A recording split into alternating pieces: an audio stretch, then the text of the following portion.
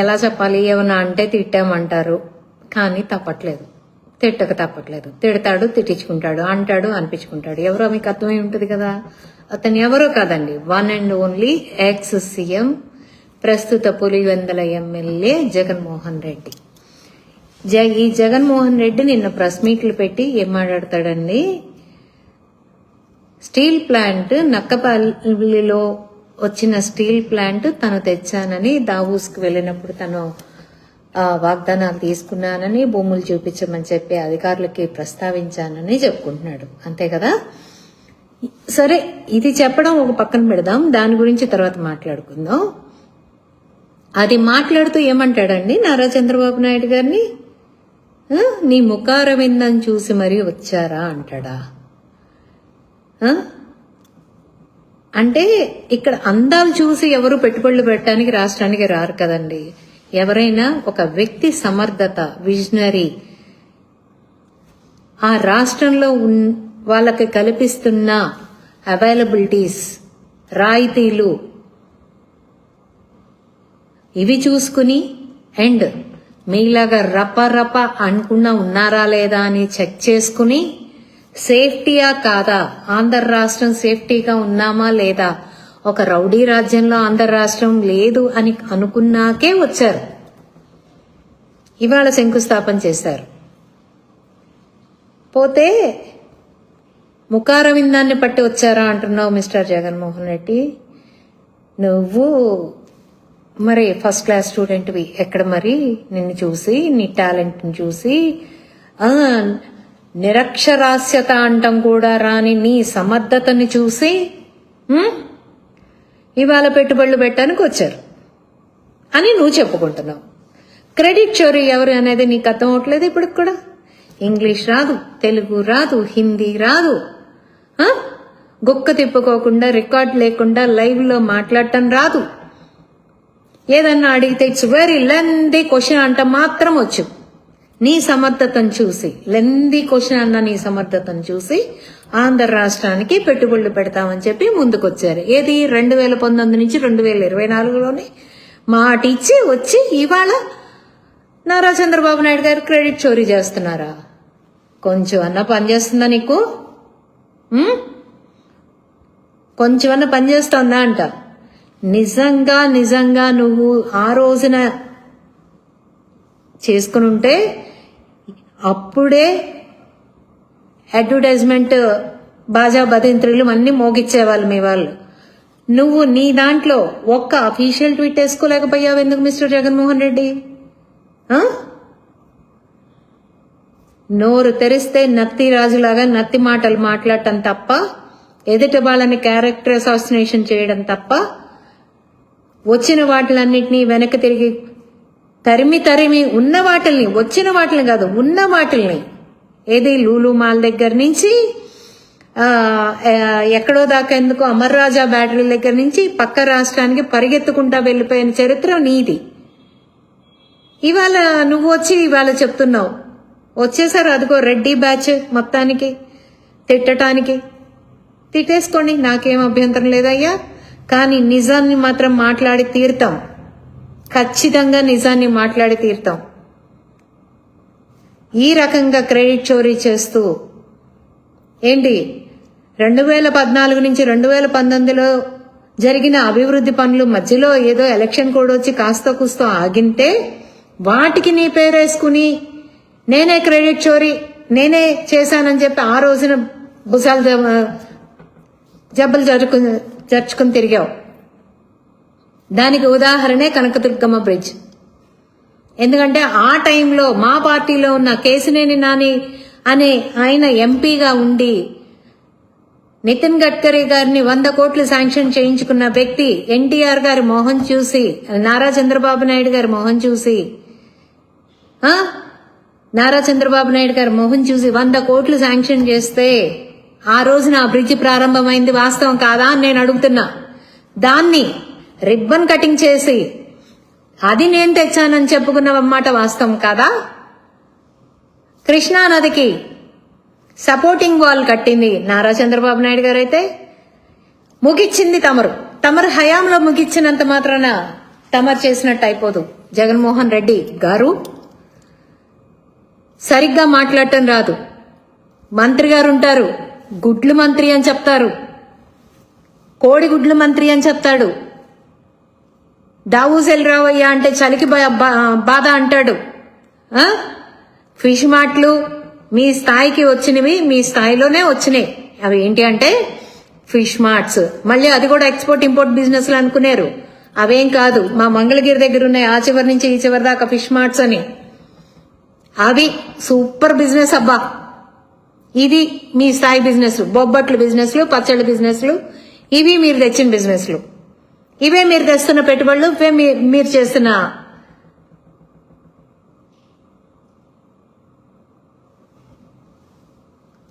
చేస్తున్నవన్నీ. 108 దాన్ని రీకన్స్ట్రక్ట్ చేసి పాత అంబులెన్స్లకి పెయింట్లు వేయించి ఏమీ లేని వాటికి అసలు ఏదో చేసేసానని చెప్పి జెండా ఎత్తి దాన్ని ఒక పెద్ద యజ్ఞంగా చేసిన వాడివి నువ్వు. ఇంత చేస్తే స్టీల్ కంపెనీ కాదు అసలు, అది ఒక స్టీల్ సిటీ తీసుకొస్తే నక్కపల్లిలో, ఇవాళ అది నువ్వు ఏమీ చెప్పుకోవడం చేత కాలేదు అని చెప్పి మీ పేటీఎం బ్యాచ్ అంతా చెప్పడం, నిన్ను సమర్థించుకుంటూ రావడం. కనీసం వాళ్ళైనా మందలించాలిగా, చెప్పడానికైనా మనకైనా ఉండాలి అని. చెప్పేది ఏదైనా అబద్ధం చెప్పినా అతికినట్టు ఉండాలి అని చెప్పాలిగా.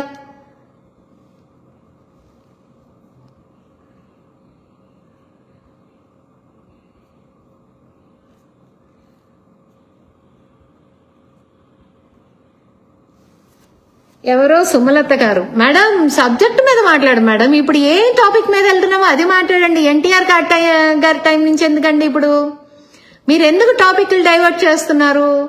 టాపిక్ దేని మీద వెళ్తోంది? మీ జగన్మోహన్ రెడ్డి గారు అన్న దాని మీద వెళ్తోంది కదా.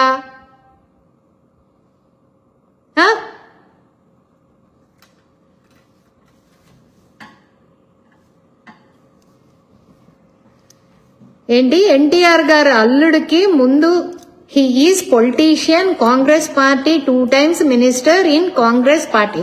మరి అలా అనుకుంటే మీ జగన్మోహన్ రెడ్డి గారు పార్టీనే తందు కాదంట, వేరే ఆయన ఎవరిదో లాక్కున్నాడంట. మరి అదేదో చూడండి. మరి ముందు ఆయన నీకు సమర్థత ఉంటే, నువ్వు సమర్థుడు అయితే నువ్వు ఇంకో పార్టీ పెట్టుకోరా స్వామి అని చెప్తున్నాడు. అతను నా పార్టీ నాకు తగలెట్టని చెప్తున్నాడు. ఇచ్చేయండి అతనికి పార్టీకి.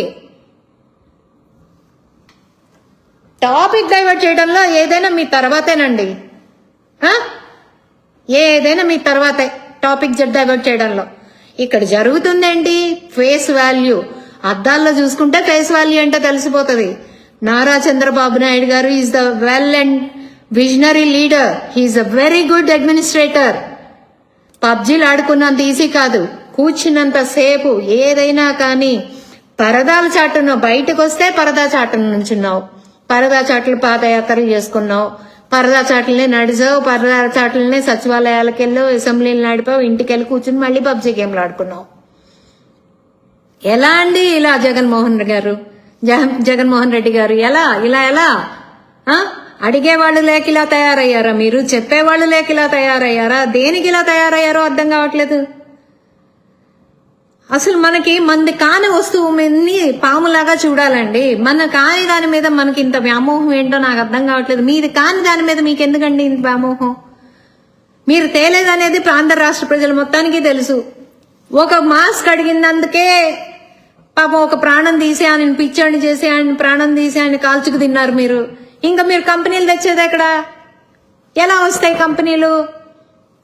ప్రజావేదిక కోల్చటంతో మీరంటే భయం.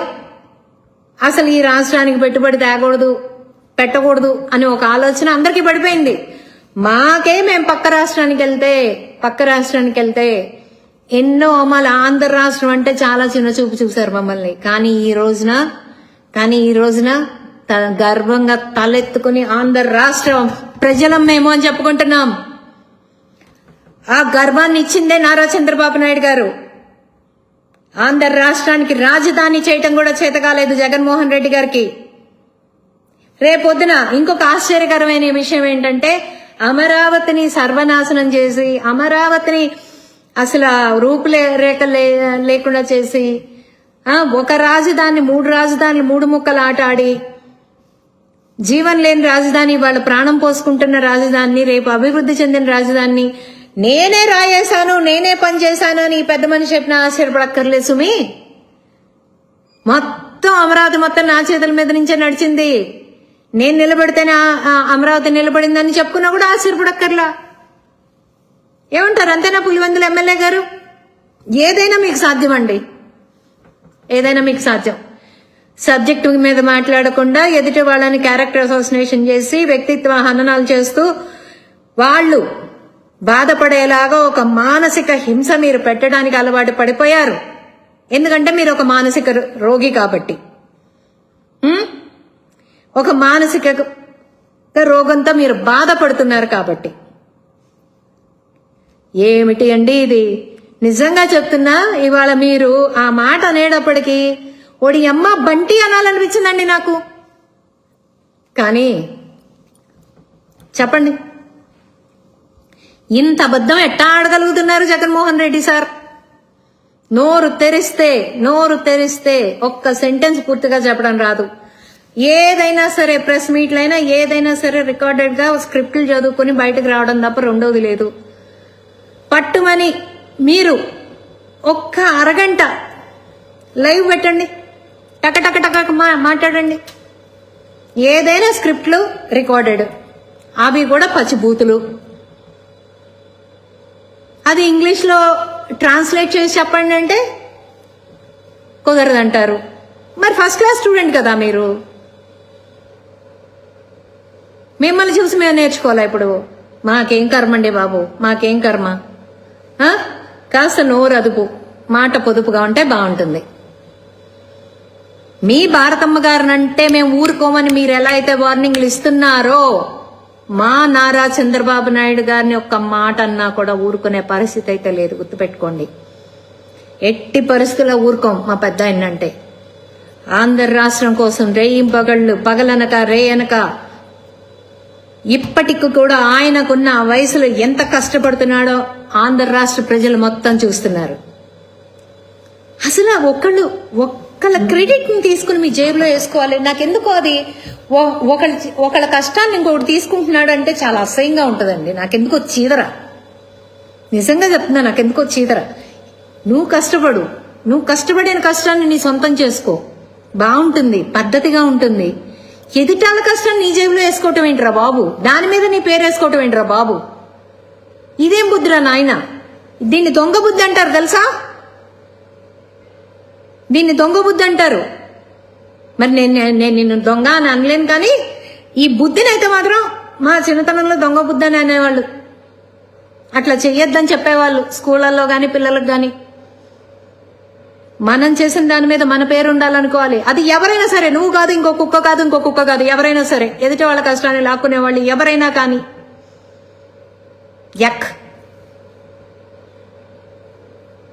కరెక్ట్ కాదు జగన్మోహన్ రెడ్డి గారు, కరెక్ట్ కాదు. ఇకపోతే ఏంటి మీరు చెప్తున్నారు సార్, సినిమా చూపిస్తారు, రోజుకొక సినిమా చూపిస్తారు.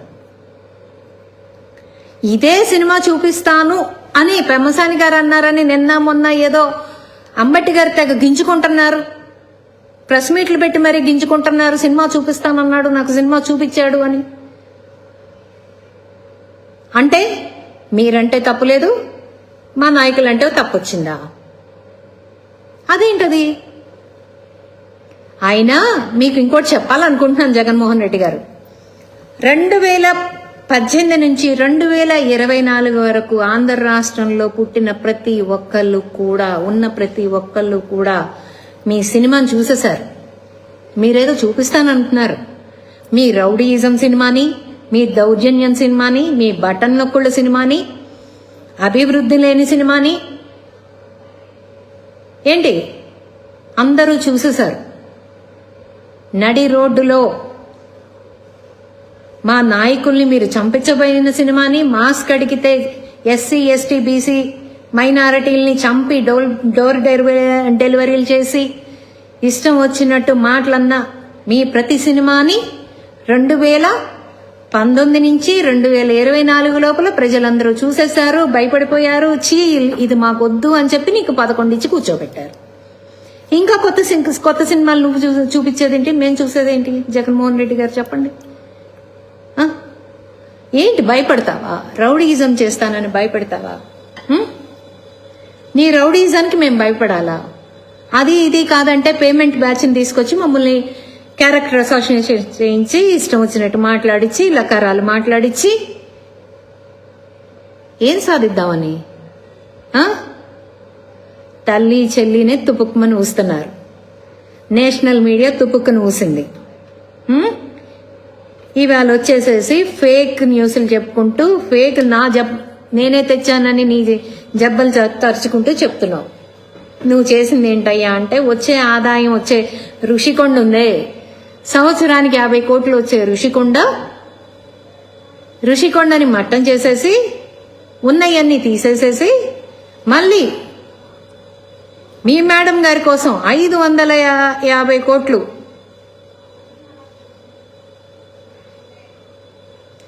మూ 550 కోట్లు పెట్టి మహా ప్యాలెస్లు కట్టారు. దాన్ని ఆదాయం చేకూర్చడం అంటారా? దాన్ని సిగ్గు లేకుండా మీ పేటీఎం బ్యాచ్ వాళ్ళు ఏం చెప్తారంటే అద్భుతమైన కట్టడాలంట. ఏం అద్భుతమైన కట్టడాలు? రాష్ట్ర డబ్బులు పెట్టి ఆదాయం వచ్చే చూడాలి కానీ వచ్చే ఆదాయాన్ని నాశనం చేసేసి సర్వనాశనం చేసేసి మళ్ళీ అప్పులు చేసి దానికి కోటలు కట్టేసేసి సీ వ్యూస్ అంటూ పెట్టి మీ రాణి గారి కోసం బంగ్లాలు కట్టారు ప్రజల సొమ్ముతోటి. ఇది మీరు చేసిన పరిపాలన 5 సంవత్సరాలు. నాకు తెలిసినంత వరకు బుద్ధున్న వాళ్ళెవరు మీకు ఓటేరు. జగన్మోహన్ రెడ్డి గారు మీరేదో అనుకుంటున్నారు పదవులు ఇస్తారనో ఇంకోటో. మీ పక్కన ఉండే వాళ్ళు కూడా మీ గురించి వెనకమాల మాట్లాడుకుంటున్నారు అనేదే లోకానికి అర్థమైంది. బయటికి చెప్పలేకపోతున్నారు అనుకుంటా. అసెంబ్లీకి వెళ్ళి ప్రజల సమస్యలు చేయండి రా బాబు అంటే మా జగనన్న గుండె కొట్టుకుందంటారు, లబడబా కొట్టుకుందంటారు. సామి నువ్వు తోపు నువ్వు తురుము అంటారు. జగనన్న అని చెప్తారు. అసెంబ్లీ ఉంది దీనికా? ప్రజల సమస్యలకా? వీటికి పెట్టుబడులు వచ్చేసినాయి, తండోపతండాలుగా పెట్టుబడులు వచ్చేసినాయి. ఎలా చెప్పండి సార్? జగన్మోహన్ రెడ్డి గారు మిమ్మల్ని అడుగుతున్నాం, ఎలానో చెప్పండి. అలా ఎలా వస్తాయి? ఇప్పుడు వ్యక్తిత్వ హనన నిన్ను చేయలేరా జనం? నిన్ను చూసి భయపడుతున్నారనుకున్నావా? కాదు, అది మా సంస్కారం. మేము చేయలేం, మేము చేయకూడదు అని మా నాయకుడు చెప్పాడు కాబట్టి మేము చెయ్యం. ఇవాళ మా పెమ్మసాని గారు అన్నారు, ఒక్క మాట అంటే చచ్చిపోతావని. ఎదుటి వాళ్ళని అనటం నీకు అలవాటైంది కాబట్టి, అనిపించడం అలవాటైంది కాబట్టి నువ్వు అలవాటు పడిపోయావు. ఎదుటి మనిషిని బాధ పెట్టైనా సరే నువ్వు సంతోషాన్ని ఎత్తుక్కుంటున్నావు. కానీ నారా చంద్రబాబు నాయుడు గారు కూటమి పరిపాలనలో ఎవరు కూడా ఎదుటి వాళ్ళని బాధ పెట్టి సంతోషపడమనే వ్యవహారం అయితే లేదు. క్రెడిట్ చోరీలు ఆపి తప్పులు ఎక్కడ జరిగినాయో తెలుసుకుని ఏమైనా సరిదిద్దుకునే ప్రయత్నాలు ఏమన్నా చేయగలిగితే ఆ వంతు దిశగా మీరేదన్నా ప్రయత్నం చేయగలిగితే బాగుంటుంది. అంతేగాని పాదయాత్రలు చేస్తా సినిమాలు చూపిస్తా అంటే మా పెమ్మసాని గారు అన్నట్టు పాదయాత్రలు చేయండి కానీ చెట్లు కొట్టమాకండి. మీరు పాదయాత్రలు చేస్తే ఇంకొకసారి అసలు మీకు ఒకటి కూడా మిగలదు అని ఆయన చెప్పినట్టే పైన తదాస్తు దేవతలు కూడా తదాస్తు అన్నారు. అదే జరుగుతుంది. బండి సున్నా ఖాయంగా ఉంటుంది. ఏంటి మీ వాళ్ళు అంటున్నారయ్యా, ఏంటి ఒంటరిగా పోరాడండి అని. మేం కూటమితో వచ్చినా కూడా గొడ్డలని కోడి కత్తులని మేము వాడుకోట్లా. నిజాయితీగా మేము ఇది చేస్తున్నాం, మేము ఇది చేస్తామని చెప్పి ప్రజల దగ్గరికి వెళ్తున్నాం. మీ జగన్మోహన్ రెడ్డి గారిని ఎలక్షన్స్లో గొడ్డలతో ఎలక్షన్ చేయొద్దని చెప్పండి, కోడి కత్తులతో ఎలక్షన్ చేయొద్దని చెప్పండి. ఎందుకంటే వాటిలతో చేస్తున్నాడు, వాటిలతో బ్రతుకుతున్నాడు కాబట్టే ఆంధ్ర రాష్ట్రానికి 2019 నుంచి 2024 దాకా ఎలాంటి పెట్టుబడులు రాలేదు. ఉన్న కంపెనీలే ఎగురుకుంటా వెళ్ళిపోయాయి. గుంటూరు ఎంపీగా గల్లా జయదేవ్ గారు 2 సార్లు గెలిస్తే, మీ అధికారంలో ఉన్నప్పుడు కూడా గల్లా జయదేవ్ గారు గెలిచిన గల్లా జయదేవ్ గారు మీరు పెట్టిన హింసకి పారిపోయారంటే, ఆయన కంపెనీతో సహా పారిపోయారంటే అది మీ విఘ్నతకే వదిలేస్తున్నా మిస్టర్ జగన్మోహన్ రెడ్డి. అమరావతి రైతుల్ని మోసం చేసావు, ప్రజల్ని మోసం చేసావు. బటన్ నొక్కానని చెప్తున్నావు, బటన్ మాత్రమే నొక్కావు. రూపాయి లేదు, ఆదాయం లేదు, ఖజానా ఖాళీ. ఆంధ్ర రాష్ట్ర ప్రజలందరినీ నట్టేట ముంచావు. ఉన్న కాసిన డబ్బులు రంగులు వేయటానికి, రంగులు తీయటానికి, పాసు పుస్తకం మీద నీ బొమ్మలు వేయించుకోవడానికి, సరిహద్దు రాళ్ల మీద నీ బొమ్మలు వేయించుకోవడానికే సరిపోయినాయి. 1300 కోట్లు సచివాలయాలకి, పంచాయతీలకి రంగులేయటానికి, రంగులు తీయటానికి. అక్కడే 2600 కోట్లు కనపడుతున్నాయి. 700 కోట్లు పాసు పుస్తకాల మీద నీ బొమ్మ వేసుకోవడం కోసం. ఇంకో 700 కోట్లు సర్వే 1400 కోట్లు సర్వే రాళ్ల మీద నీ బొమ్మ వేసుకోవడానికి. కేవలం ఇన్ని 100 కోట్లు, ఇన్ని 1000 కోట్లు నీ స్వార్థం కోసం, నీ ఉనికిని కాపాడుకోవటం కోసం నువ్వు ఖర్చు పెట్టావు అన్నది నగ్న సత్యం.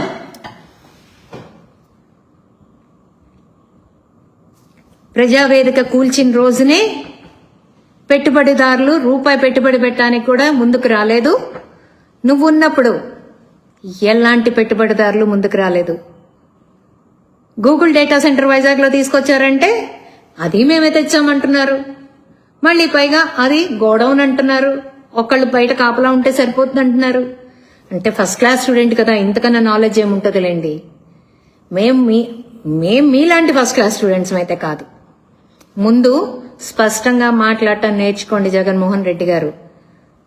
అర్థమవుతోందా? ప్రెస్ మీట్లు కూడా లైవ్లు ఇవ్వడం నేర్చుకోండి. రాజకీయం తర్వాత చెద్దరు కానీ స్పష్టంగా మాట్లాడు. ఇంగ్లీష్, హిందీ సంగతి దేవుడు ఎరుగు. ముందు తెలుగు స్పష్టంగా మాట్లాడటం నేర్చుకోండి, తర్వాత ఎదురు కానీ పెట్టుబడులు. ముందు ఈ క్రెడిట్ చోరీలు మానేయండి. మీలోంచి మార్పు వస్తుందని ఎప్పటికీ మేము అనుకోం. అది రాదు, సావదు. కానీ గుర్తుపెట్టుకోండి, మా నారా చంద్రబాబు నాయుడు గారిని ఇంకొక మాట అంటే మాత్రం ఊరుకునేదే లేదు. మమ్మల్నన్నా మేము పడ్డాం, మా బాబు గారిని అంటే మాత్రం ఊరుకోం. గుర్తుపెట్టుకోండి, ఖబర్దార్ చెప్తున్నా.